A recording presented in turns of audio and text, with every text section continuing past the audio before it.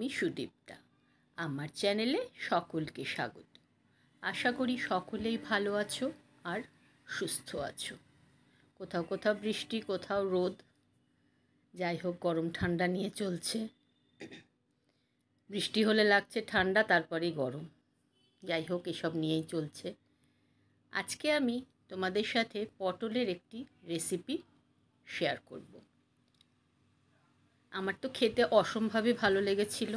আশা করি তোমরা যদি ট্রাই করো তোমাদেরও খুব ভালো লাগবে খেতে। বেশি কিছু লাগবে না, অল্প উপকরণ দিয়েই খুবই সুস্বাদু একটি পটলের রেসিপি বাড়িতে অতি সহজেই তৈরি করা যাবে। রেসিপিটি তৈরি করার জন্য আমি নিয়ে নিয়েছি কিছু পটল। পটলগুলো আমি অল্প অল্প খোসা ছাড়িয়ে দুদিক চিড়ে আমি ভালো করে ধুয়ে একটি প্লেটের মধ্যে রেখে দিয়েছি। একদম সবটা খোসা ছাড়িয়ে নিলে কিন্তু নরম হয়ে যায়, ভালো লাগে না। এবার আমি পটলগুলোর মধ্যে দিয়ে দিচ্ছি অল্প হলুদ এবং অল্প নুন দিয়ে ভালো করে পটলগুলোর সাথে মাখিয়ে নিচ্ছি। ভালো করে মাখিয়ে নিতে হবে, তাহলে সবটা নুন হলুদ পটলের গায়ে লেগে যাবে। এবারে আমি গ্যাসে কড়াই বসিয়ে দিচ্ছি, দিয়ে দিচ্ছি পরিমাণ মতন তেল, কারণ পটল ভাজতে একটু ভালোই তেল লাগে। দিয়ে দিলাম তেল। তেলটা একটু গরম হলে অল্প অল্প করে পটলগুলো আমি ভেজে নিচ্ছি। সব পটল একসাথে দেব না, আমি কিছু কিছু করে পটল ভেজে নেব। একটু ব্রাউন ব্রাউন করে ভাজতে হবে, বেশি কড়া করে ভাজতে হবে না, কিন্তু একটু লালচে লালচে হলে আমরা তেল থেকে তুলে নেব। সমস্ত পটলগুলো এভাবে লাল লাল করে আমি ভেজে নিয়েছি। দেখো সমস্ত পটলগুলো কিন্তু আমার লাল লাল করে ভাজা হয়ে গেছে। এবারে মশলা হিসেবে লাগছে আদা আর কাঁচা লঙ্কা। আদাটা আমি গ্রেট করে নিয়েছি আর কাঁচা লঙ্কাটা কুচিয়ে নিয়েছি।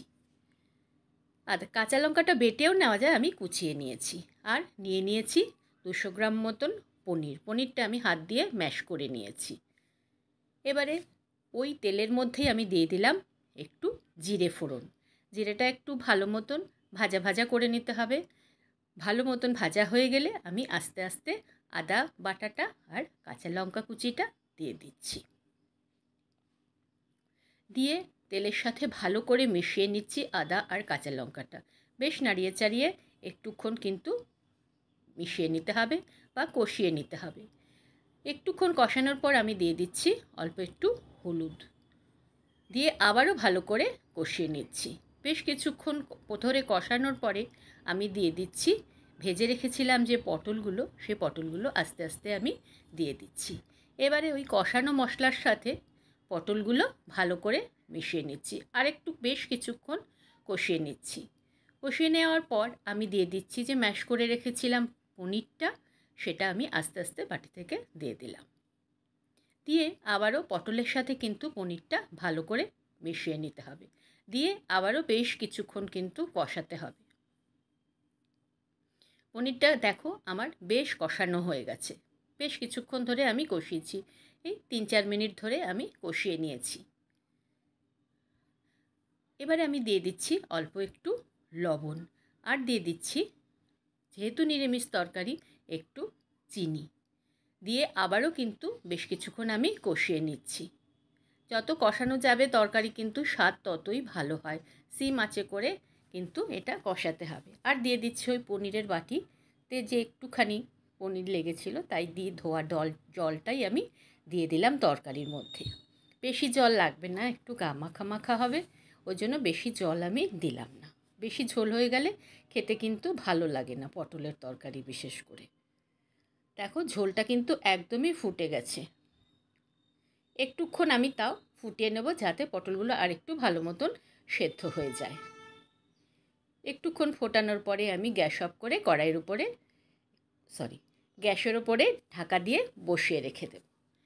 একটুক্ষণ পরে ফিরে এসেছি। দেখো আমি এবারে একটা পাত্রে সার্ভ করে দিচ্ছি রেসিপিটা। খেতে কিন্তু অসম্ভবই স্বাদ হয়েছিল।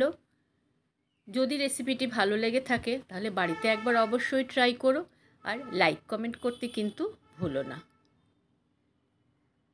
আবার দেখা হবে পরবর্তী ভিডিওতে। আর যদি নতুন বন্ধু হয়ে থাকো তাহলে কিন্তু আমার চ্যানেলটিকে সাবস্ক্রাইব করে আমার পাশে থেকো।